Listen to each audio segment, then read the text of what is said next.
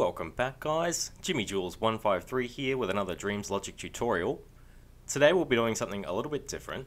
Today will be the first episode in a new series called Short Circuits. It's basically going to be us going through a bunch of little examples of how we can use the logic in the Dreamiverse. So today we're going to start out with how to build a gun. This gun shoots bullets, it's got a couple of little animations and effects to it, and it's got some ammo as well and a bit of a reload time. So we're just going to go through how to build one of these. So I'm going to turn this off, just so it doesn't interfere with what we're going to do next. First thing I'm going to do is I'm going to grab out a microchip and plonk that down on the gun. We want to put this on a microchip because it keeps everything nice and tidy, and as soon as we start putting down a few gadgets, things go very messy really quickly. So the first thing I do when I start out a logic design is think of what gadgets I'm going to need to accomplish the task, basically. So what am I going to need to know from the player and from the inputs to get this gun to work? So we're going to need to know a couple of things. We're going to need to know when the player is pulling down the trigger. So for that we're going to use a controller sensor. We're going to need to know how far the player is pulling down the trigger. We'll use a calculator for that. I'll set that to greater than, but I'll go through that in just a moment. And we're going to need to shoot a bullet. So we're going to grab an emitter while we're at it. So these are going to be the three basic gadgets that we're going to use to get this to work, and we'll sort of expand upon this to add some more effects. So initially we're going to grab out the R2 trigger output, because that's what we're going to use to shoot our bullet. We're going to plug this into our calculator here. So our calculator is set to greater than, so we're going to set this to greater than 0.6. Just like that. And we're going to plug the output of that calculator into the emitter. So whenever we pull down the trigger more than 60% of the way, it's going to activate the emitter. I'm just going to change this to remote control so that it detects our outputs even when we're not possessing it. So you can see here, this is sort of already working. So our emitter is getting activated when we pull down the trigger, which is exactly what we want. I'm going to set the emit speed to about 15 meters a second, because that's how fast our bullet's going to go. And we need a bullet to shoot now, so we're going to go and make a bullet. We'll just grab out a sphere and stamp that down. We'll give it a little bit of looseness so we can give it some effects. Let's make that a green.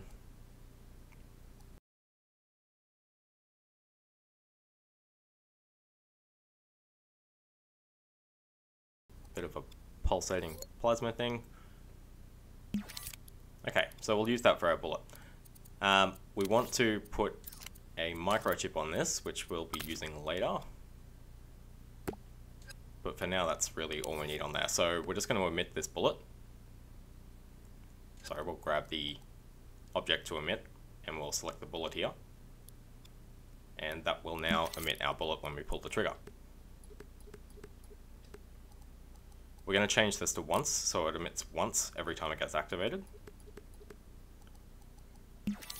And we're going to want to move this down in front of our gun, because that's where we want our bullet to come from.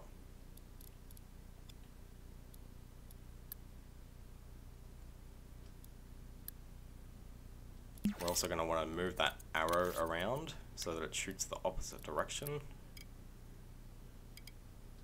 Just like that. I'll turn the grid down a bit and just move this a bit closer. We'll just turn on the preview invisibility as well.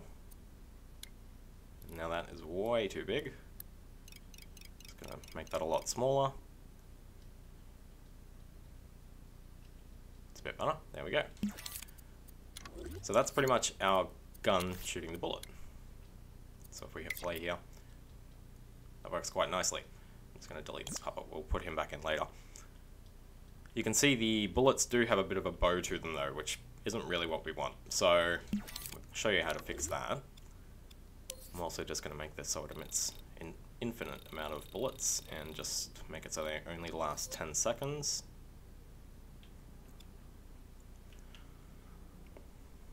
Now we'll add to our little microchip here on the bullet. We're going to want to add a advanced mover. And with this, we're going to want to dampen all of the Y movement. So we don't want it to move up and down at all. And you can see the Y is the up and down axis there. So we're going to want to move this to 100% strength and dampening for the Y, but we're not going to want to dampen the X and the Z movement because that's the axis that it's going to move in.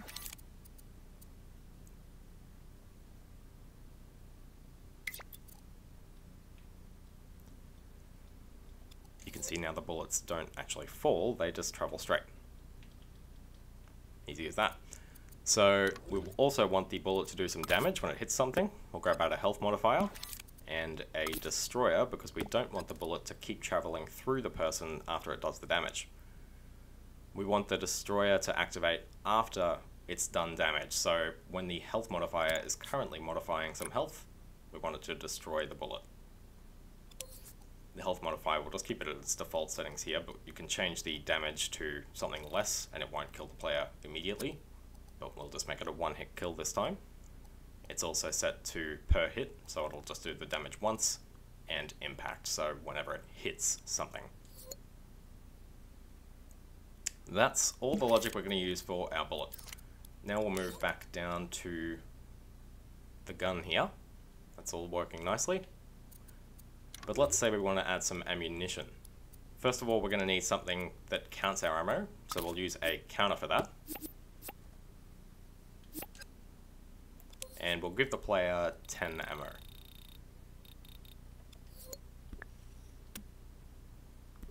We're going to want to count up ammunition every time a bullet is emitted, so we can actually use the object just emitted output. So every time an object gets emitted, in this case a bullet, it'll increase the counter.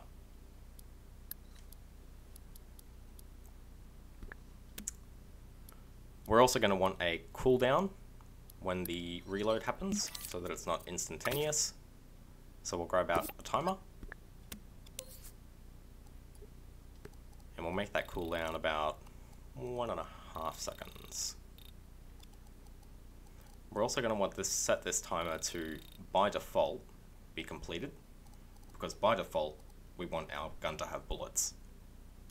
So we're going to plug this timer finished into the calculator over here. I'll show you why we do this in just a moment. And we're going to want to plug this counter into the reset timer port. So whenever our counter is full, it's going to reset our timer and have a cooldown time. I'll show you how this works. So when we emit 10 bullets, there's a cooldown timer, and that cooldown timer deactivates the calculator because it resets. So I'll do that once more. We'll count up to 10 bullets, it'll reset and deactivate that calculator for that short amount of time. Now we're also going to want our ammo to reload after that happens, so we're going to want to plug our timer finish signal into the reset count port of the counter. No, sorry. We're going to want to plug our pulse port into the reset of the timer, otherwise it will always be resetting. So you can see now, when we shoot 10 bullets, it counts down, and then our count gets reset, and we can emit some more bullets again. But we cannot emit more bullets, I'll show you that, while it's reloading. Let's also say that we wanted to have a bit of an ammunition count on the screen.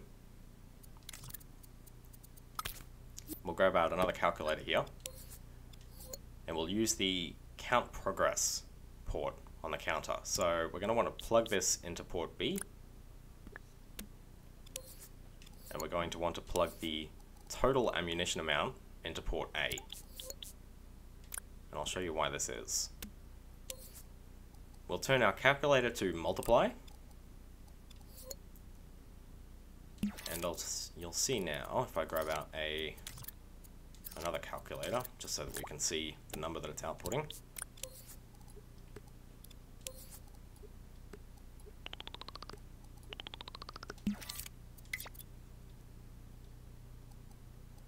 Our count progress is only a percentage signal. So basically it's only going to give us what percent of 10 it's currently counted through, which isn't really what we're after because that won't give us the ammo count. So we need to multiply this count progress by the total ammunition, just like we have with this calculator here. And you can see it's outputting a full number to this calculator, and it will increase as we shoot. Just like that. But that's also not great because that's just telling us how many bullets we've shot, which again isn't what we're after. We want to see how many bullets we have left in the gun. So to work that out, we'll just grab out another calculator. We'll set it to minus. And we're going to get the total ammunition count, so in this case 10, and we're going to minus however many bullets we've already shot.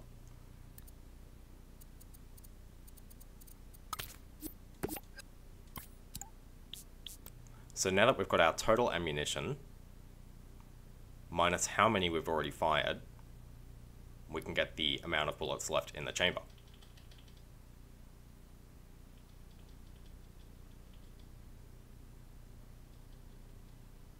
And that's really all there is to the ammunition bit, just a few little gadgets here.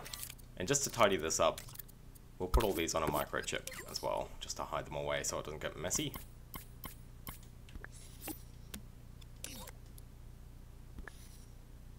And there we go, it's our ammunition. Now that we've got the gun functional and working well, let's add some little effects. So we've already got the signals that we need here to make all the effects that we want. So we can grab out a keyframe, for example, and I'll just turn on the grid here.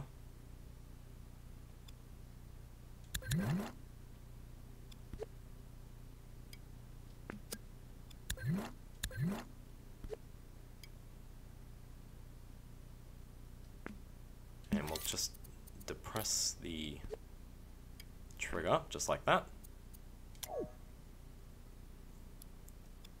And we're going to plug that keyframe into the R2 port, just like we have with our calculator. So now, as we pull down the R2 trigger, it's going to slowly depress the trigger there.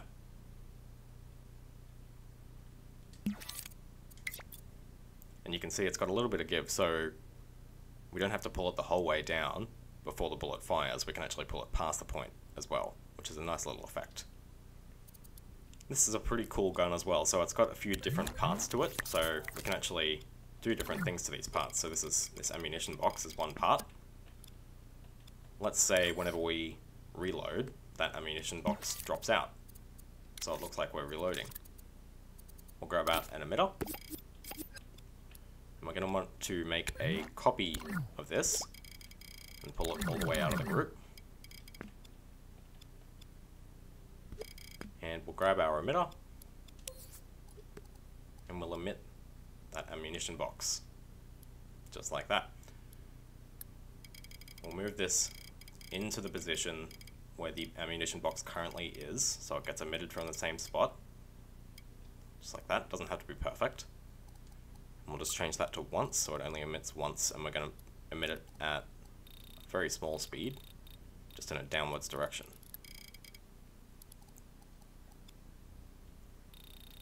We'll change the lifetime to 7 seconds or something.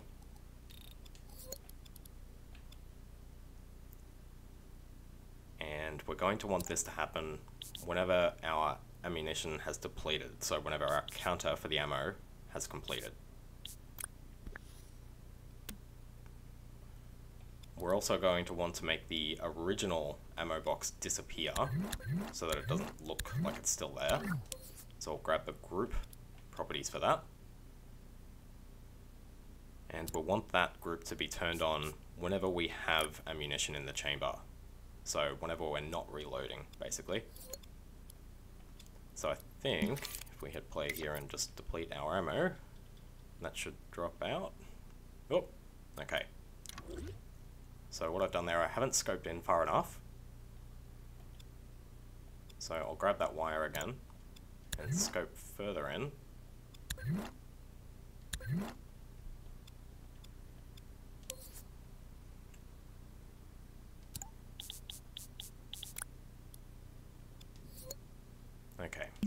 try that once more.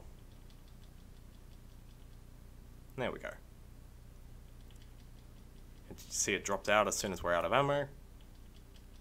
And it spawns another one back in its place when it reloads. This gun also has a couple of cool little lights on it as well, which we can use to make a nice little effect. So we'll grab those out and we'll just increase the tint color for both of those and make them green again. Just so we can change the color on the fly. There we go. Now we'll make our own color with some logic here. So we'll grab out a combiner and we'll combine some RGB values. And we'll put this output into the color of those two lights.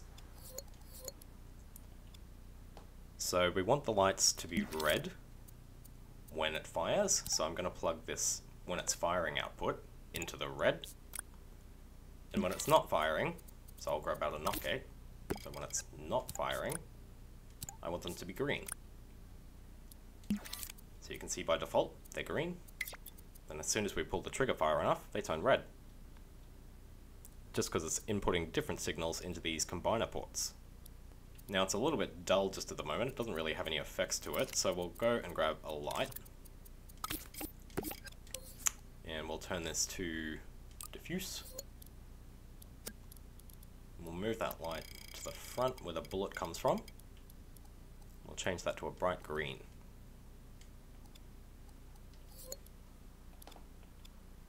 Now we're not going to want this light to turn on for very long at all, we're just going to want to pulse it. So I'm going to grab out a signal manipulator and turn it to pulse.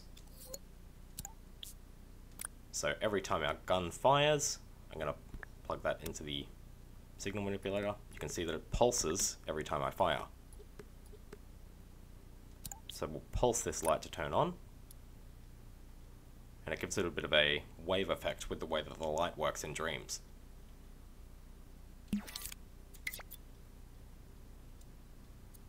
Very nice.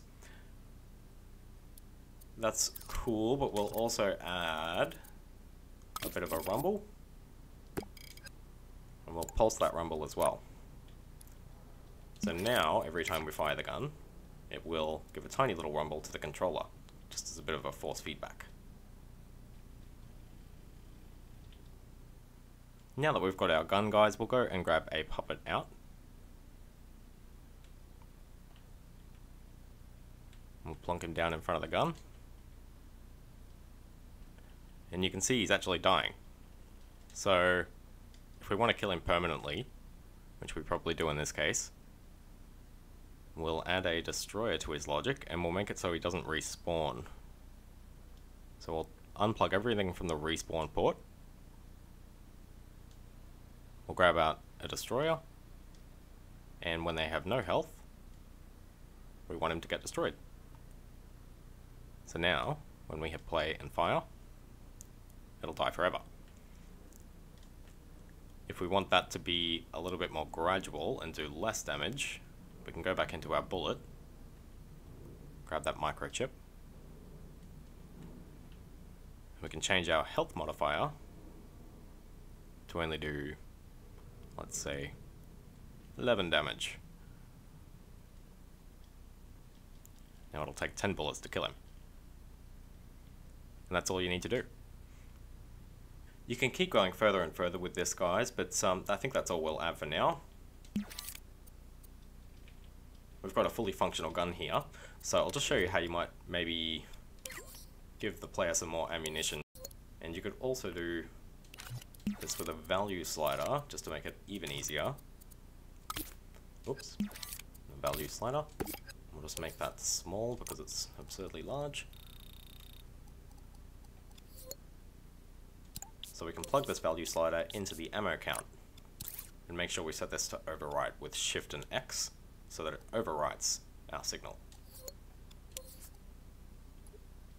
So now we can set the amount of ammo the player has with the slider here. We can set it to 42 or 43. And the player now has 43 ammo. .